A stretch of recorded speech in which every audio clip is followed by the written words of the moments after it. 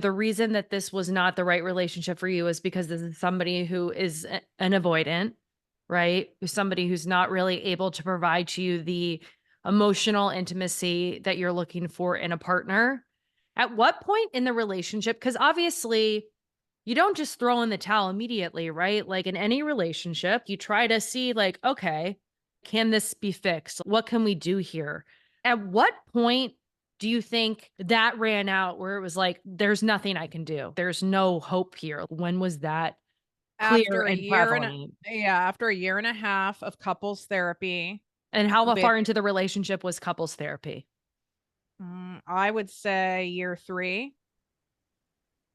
So year 3 and Were you already living probably together? yes, co-own a house, live together, engaged. And you learn a lot about someone when you have a shared responsibility of a home. Mhm, It's like you learn, I mean, you learn everything, right? There's a lot going on, mm, but always very willing to go to therapy. Then in therapy would agree to all of the things that the therapist would ask. Does this feel like something you could do? Like all the therapy talk, would agree, and then never would follow through over and over and over and over again. And then the therapist said respectfully to us both, I cannot continue to take your money or see you as a couple unless, Mike, you get a therapist, and it needs to be a male, and it needs to be a male that specializes in blah, blah, blah, which I'm mm, happy to give you some referrals, but I can't see you guys as a couple anymore. It's like a stalemate. You have one mhm. person who's doing all the work and the willingness, and you have someone else who's not doing enough.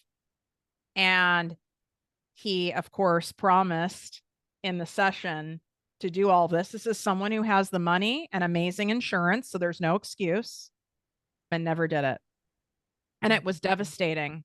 mhm. It was like back to my parents, right? The relationship of, I want to be loved enough where someone will fucking, whether it's get sober, someone Do the or someone work. getting emotionally Mm. sober. Aren't I worth it?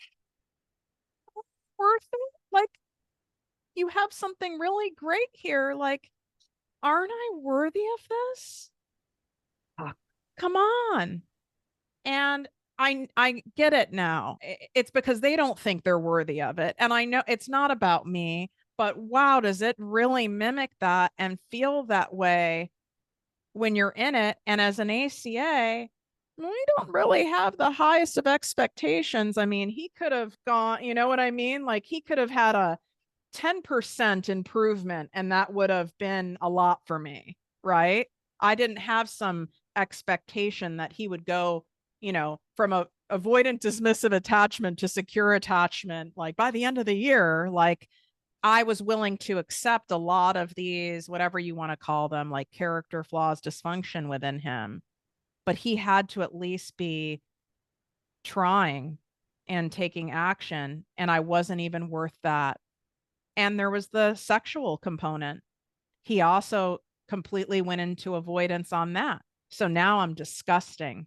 Mm. And I had no back burner drug of choice of someone pinging me once in a while, which kind of gave me a little bit of a hit, like, I still I got still it, babe. got it. Yeah, Yeah. like and I wasn't going to go into my old behavior of then going on the apps when I'm in a relationship in order to get like some hits from the apps. I didn't like cheat or do anything like that.